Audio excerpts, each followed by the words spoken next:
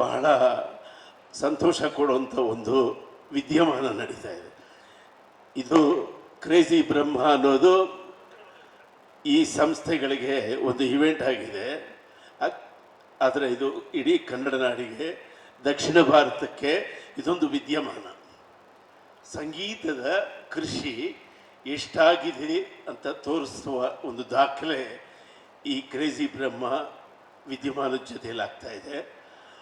ಇದು ಎಷ್ಟು ವೃತ್ತಿಪರತೆಯಿಂದ ಕೂಡಿದೆ ಅಂದರೆ, ಅವರ ಕಾರ್ಯಕ್ರಮದ ಯೋಜನೆ ಅದನ್ನು ನಮಗೆ ತಿಳಿಸಿದ್ದು ಮತ್ತು ಅದನ್ನು ಅವರು ಲಾಂಚ್ ಮಾಡಿದ್ದು, ಅದಾದ ಮೇಲೆ ಅವರು ಪ್ರಮೋಸ್ನ ಬಿಡುಗಡೆ ಮಾಡಿದ್ದಾರೆ. ಎಷ್ಟು ಪರ್ಫೆಕ್ಟಾಗಿ ಪ್ರಮೋಸ್ ಶೂಟ್ ಮಾಡಿದ್ರು ಅಂದರೆ, ಪ್ರೊಫೆಷನಲ್ ಆಗಿ ಅವ್ರನ್ನ ಇಟ್ಕೊಂಡು ಅವ್ರಿಗೆ ಮೆಚ್ಚುಗೆ ಆಗೋ ಥರ, ಅವರು ಮೊದಲೇ ದೃಶ್ಯ ಬ್ರಹ್ಮ, ಅವ್ರಿಗೆ ಇಷ್ಟವಾಗೋ ಥರ ಪ್ರಮೋಸ್ನ ಶೂಟ್ ಮಾಡಿ ಅದನ್ನು ಇವತ್ತು ಸೋಷಿಯಲ್ ಮೀಡಿಯಾದಲ್ಲಿ ಬಿಟ್ಟಿದ್ದಾರೆ. ಆ ಎರಡು ಪ್ರಮೋಸು ಒಂದು ದೊಡ್ಡ ಟ್ರೆಂಡ್ಸ್ ಸೆಟ್ ಮಾಡಿದೆ. ಈ ವಿದ್ಯಮಾನಕ್ಕೆ ನಮ್ಮಿಬ್ಬರ ಹೃದಯಪೂರ್ವಕ ಹಾರೈಕೆ ಇದೆ. ನಾನು ವಿಶೇಷವಾಗಿ ಹೇಳೋದೇನೂ ಇಲ್ಲ. ಅಲ್ಲಿ ಒಂದು ಕಟೌಟ್ ನಿಲ್ಲಿಸಿದ್ದಾರೆ, ತುಂಬ ದೊಡ್ಡ ಕಟೌಟ್ ನಿಲ್ಲಿಸಿದ್ದಾರೆ. ಕಟೌಟ್ ಏನಿದ್ರು ನಮ್ಮ ಯಜಮಾನರಿಗೆ ಮೀಸಲು ಮೊದಲಿಂದು. ಈಗ ವಿಶೇಷ ಏನಂದರೆ, ಆ ಕಟೌಟ್ ಪಕ್ಕದಲ್ಲಿ ನನ್ನೂ ನಿಲ್ಲಿಸಿದ್ದಾರೆ.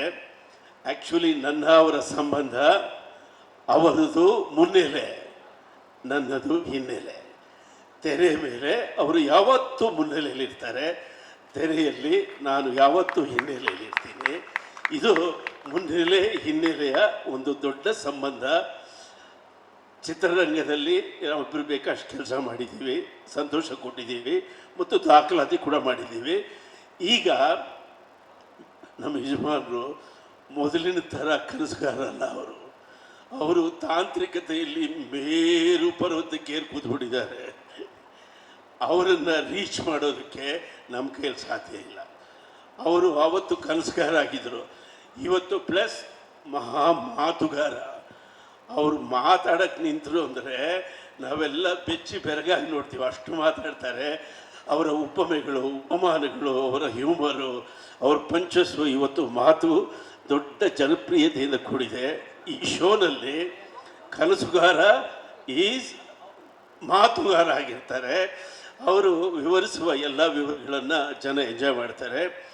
ಮತ್ತು ಸಾಮಾನ್ಯವಾಗಿ ಅವರ ಹುಟ್ಟುಹಬ್ಬದ ದಿವಸ ಸಣ್ಣದಾಗಿ ಮಳೆ ಜಿನುಗೋದು ನಾವೆಲ್ಲ ನೋಡಿದ್ದೀವಿ.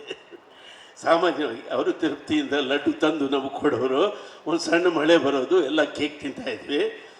ಈ ವಿದ್ಯಮಾನ ಅವರ ಹುಟ್ಟುಹಬ್ಬದ ದಿವಸ ನಡೀತಾ ಇದೆ.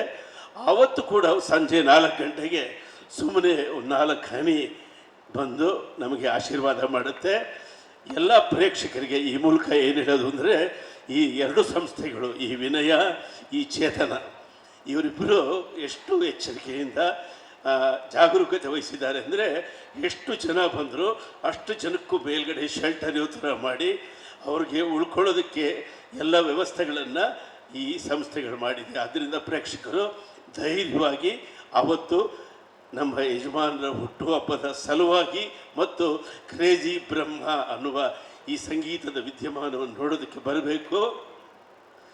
ಮಳೆ ಅಮೃತ, ಹೌದಾ?